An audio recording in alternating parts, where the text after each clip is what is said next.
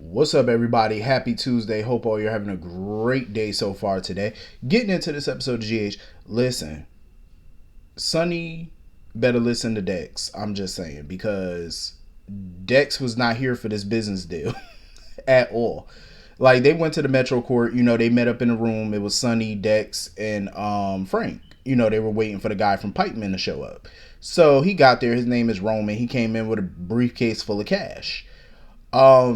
Sonny tried to act big and bad, like he the big tough mob boss, like try to show him like I'm not afraid of y'all by sitting here talking about, oh, I don't negotiate, and if y'all want to do business in this town, then y'all gonna have to play by my rules. So Roman was like, well, listen, we need some assurances of our own. For one, discretion is key. Two, I don't want it to leak that we're doing business together. I don't want none of our business dealings to be leaked. And Sonny was like, good. He said, because I don't want that either. And he was like, I don't want to make sure that no civilians are hurt. So Roman opened up the briefcase and stuff, and it was a briefcase full of cash. And, Sonny was like, shit, that's a start. So, Dex was surprised that Roman showed up by himself, and he suspected that he was ex-military. So Sonny was curious as to how Dex could know that, and Dex was like, shit, he said, I know ex-military when I see him, because he did, when he was overseas, his unit did a lot of business. They encountered a lot of private security firms. Pikeman was always one that his units, everybody knew to steer clear of. So he has a bad feeling about Sonny doing business with Pikeman. But Sonny, of course, doesn't want to listen. He's like, I'm touched by your concern, but I got this. I got everything under control. Sonny, no, you don't. Like, Valentine already warned Sonny that these people don't play. You know what I'm saying? Sonny wants to come up in there like he the big bad mob boss and he got everything under control and they're going to take orders from him or bow down to him. You're bugging out. This reminds me so much of when Sonny did business with the Russians. And Sonny thought he had that under control with Karpov and everything. But when he killed Karpov, Andrei Karpov, when he killed him, all hell broke loose in Port Charles. The Russians were not playing no games. And in the mafia, anybody does not want to, go to war with the Russians. You don't want to do that shit. Especially the Russian mob. You don't want to piss them people off. And Sonny and Jason learned that shit the hard way. Because the Russians came in guns a-blazing. Burned down Sonny's coffee house. Kidnapped Jake. Olivia damn near burned in the fire. It was a whole hot ass mess in Port Charles. Like, when I tell you the Russians lit Port Charles up, they lit that shit up. So Sonny, you should learn from that mistake. You know what I'm saying? Stop doing business with people that everybody keep warning you are dangerous as hell.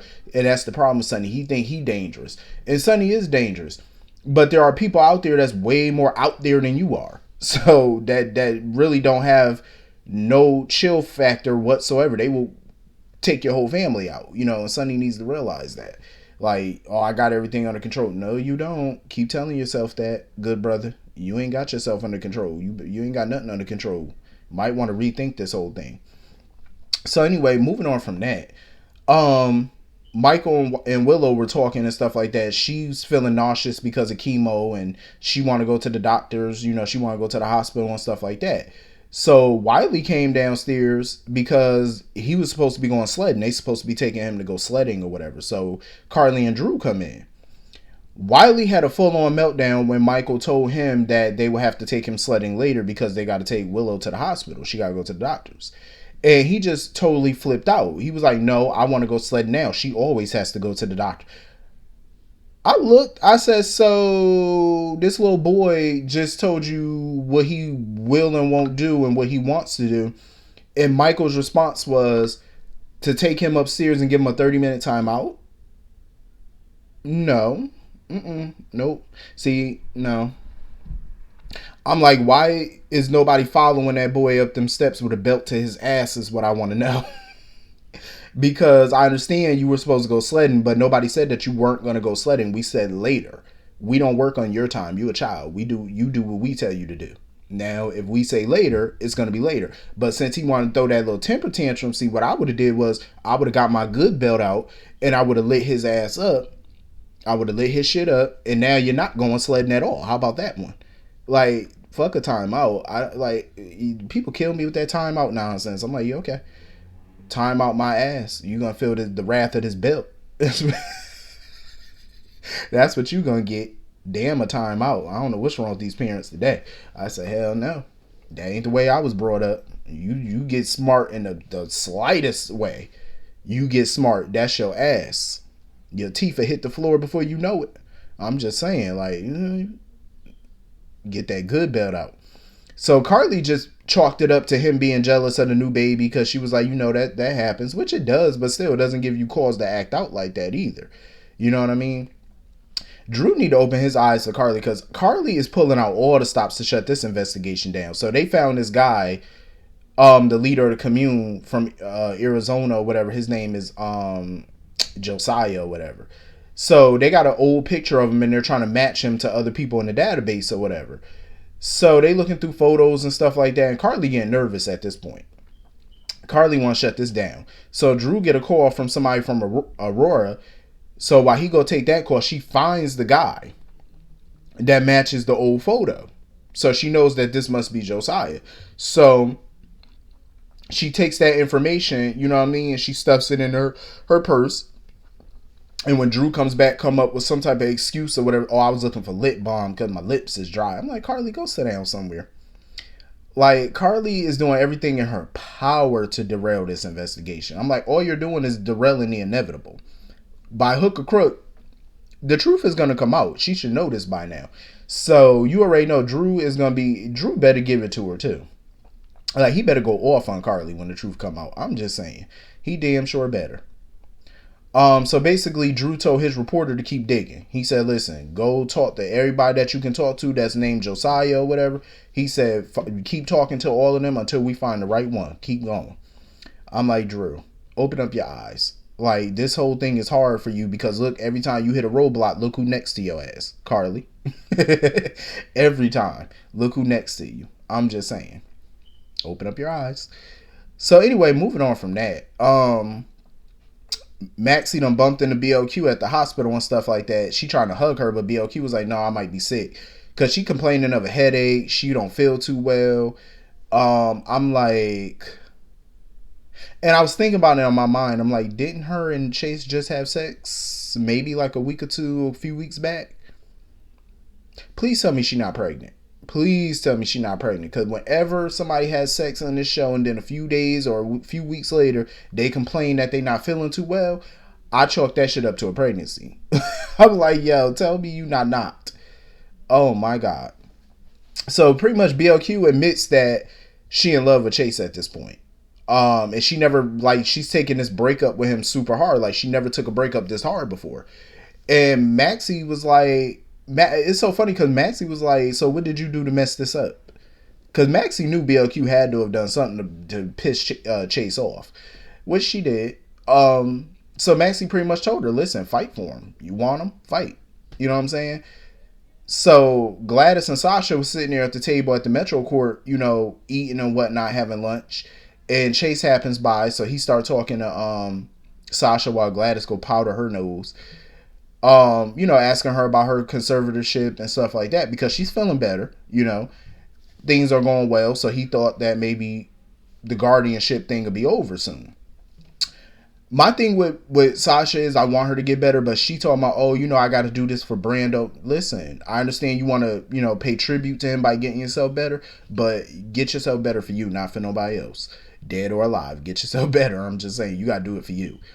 So they started talking about BLQ and stuff, and because Chase had got a text from Dante that the board is going to reopen his case at the end of the second quarter in 2023.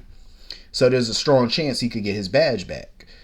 And, you know, Sasha thinks that maybe that's the opening for him and BLQ to get back together. But Chase is adamant that he's not getting back together with her. He was like, I'm only working with her again for professional reasons and to take Link down. He said, that's it. He said, I don't want her back. I'm good. I feel like that's the anger talking. I feel like he still care about BLQ. That's just residual anger. That's how I feel. I feel like he's just still mad at her. But I do feel like the trust in their relationship is broken at this point. But I think it's fixable. I do feel like him and BLQ could definitely get back together. She just gonna have to change some of her ways. You know what I'm saying? Like, stop being so sneaky and respect the stuff that he wants to do. Like, he does a lot for her. He does stuff that she wants to do. It's like, you know, it got to be 50-50 in a relationship. Everything can't be about BLQ all the time. You know what I'm saying? Like, you got to switch some stuff up if you want to get him back. Like, he's a selfless person. You need to follow suit and start being more selfless yourself instead of selfish. I'm just saying, that's the only way to get back into it. You're going to have to make some gesture, to prove to him, like, you're going to stop the foolishness. Because he's not about that. And I don't blame Chase. He got standards. And there's nothing wrong with a person with standards. You know what I'm saying? Like, whatever you accept now, that's the behavior that you're going to accept later. You know what I'm saying? So he's trying to set that precedent. Like, listen, I'm not with all of this that you do. That's not comfortable for me. And I can't say I fought him for it. Got to set those boundaries. So Gladys gets accosted outside the bathroom by Miss Wu. Apparently, she owed Miss Wu some money from the last card game and stuff. She owed her some money and she came up short. Mind you, Sasha had got her some diamond earrings for Christmas. So she tried to make a deal with Miss Wu, like, oh, what if I give you the diamond earrings and, that could pay off some of my debt and open up a new line of credit for me for the next game. That could be a part of her buy-in for the next game so she could get the money back and pay her the rest. So Miss Wu said, all right, that's fine. That's cool. You could do that. She was like, the other players at the game, they like you. She said, so I'm willing to extend that deal to you for now. But she was like, I don't give a damn about you being low on cash. She was like, that ain't got nothing to do with me. At the end of the day, she said, get my money. I love Miss Wu. She do not play. Gladys is stupid as hell. Like, Gladys is just, I'm like, so you squandering what little money you got in poker, talking about, oh, I just had a couple bad nights. Miss Wu don't want to hear that shit. She don't care about your bad luck. She could care less. You better have her coin. So she care about get that coin on time or she ass. Gladys ain't even got no money to pay for lunch. Like, once Sasha went off for a second, Gladys ain't had no money for the bill, so she took one of Sasha's credit cards to pay for lunch. I'm like, Sasha, it's time for you to start paying more attention to Gladys and what she doing with your money. I'm just saying, like, you got to keep your eyes open, especially when it comes to that coin. Because I don't play about that. Like, all my money is accounted for. I don't play that. You gotta watch your account like a hawk, especially when somebody else got access to it. No. I feel like Gladys is gonna use that money. She definitely gonna use Sasha money for it. I mean, you're already hawking the brand new diamond earrings that she just got you. Already those are going. How you gonna explain that to her? Like, where those are? Because I'm pretty sure they weren't cheap. You know what I'm saying? You already getting... I'm telling you, that gambling is something else. Drug addiction, gambling addiction, all that stuff will leave you broke. Like, especially the further you get into it, it will leave you fucked up. Like, so I'm glad they doing like this little PSA for people, to cut that gambling out in them drugs. So I'm like, look what it does. I feel like a lot of what's going on with Gladys and Sasha is a huge PSA moment for everybody. Because Sasha going through drugs right now. She was an addict. And look at what it did to her life. She has a conservatorship right now. She lost a lot. She got pretty much kicked out of the company. Like, she just went on a downward spiral. Like, I feel like a lot of this is just such a PSA for people. And I enjoy it, because people need to see this. Like, you see what gambling and drug addiction can do to you. It can mess your life up. So anyway, moving on from that. Cody went to go see Britt or whatever and to make a confession. Pretty much he admitted to her that when he first met her at the Metro Court, when he knocked her into the pool, that he genuinely had no interest in her at first because she was uptight and stuff like that. So he said he started showing some interest in her because of the Faison situation, because of her relation to him. And he knew that Leopold did some business with Faison, so he thought that Faison left her some stuff that, he can get. Maybe that belonged to Leopold that he could take. Basically, any valuables. That's where that necklace came into play. So pretty much he talking about, but his feelings towards her became genuine. I like the fact that Britt pretty much told him, like, she can commend him for being honest finally. But she was like, you're not telling me nothing I didn't already know. Because she already knew all of this. That he had no genuine interest in her. Because remember, he kept asking her questions about Peter, about Faison. She knew that he had an agenda. From day one, she knew. She was never snowed by him. You know what I'm saying? Her feelings towards him started to turn genuine at some point too. But she always knew what he was after from day one of meeting him. So she was like, tell me something I don't know. Like, I already knew this. So she was like, what the hell was the point of your confession? I already knew. Basically, he wants to start over. He wants a second chance so that way they can genuinely get to know each other. No games, no hidden agendas, no none of that. So Britt was like, that's sweet, but no, because she was like, listen, we're not meant to be. You know what I'm saying? Like, it's done, it's over. Like, we're not meant to be together. We're not for each other. Leave it alone. Have a good life. Goodbye. I don't blame her. Like, I just feel like her and Cody is just not it as a couple. And even if she was staying on the show, I still would feel the same way. I don't see no real, off the cusp. I don't see no spark between them. Do I see some sexual tension between them? Sure. I think they would make some nice, sex buddies or whatever, but that's as far as that would go, in my opinion, because that's all I see of them. I don't see nothing romantic. You know what I'm saying? Like, no. So she met up with Ms. Wu, and she ended up getting passports and stuff like that, and some documents. Basically, it's to help her disappear.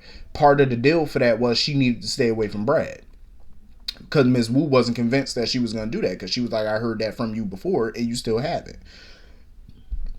And that's when Britt reminded her. She was like, well, you do got that info on me, so you can always release that whenever you want. So she was like, I'm assuring you I'm going to stay away from Brad. I hate that Britt has to go out like this. You know what I'm saying? I really do. Because it's sad, and it's messed up, because she's literally Obrecht's only child that she has left. And this is how you plan on leaving. Like, no real goodbye to nobody. It's like, that's what this whole party is that she wants to throw. It's like a subliminal goodbye without actually having to tell them goodbye. Because I think she knows that everybody will try to stop her from leaving. And that's what she does not want. So I get it, but it's just still messed up, though, that she going out like this. So anyway, that was pretty much the whole episode. Hit the comment section. Let me know what you all thought. And I will see you all later. Have a great night. Peace.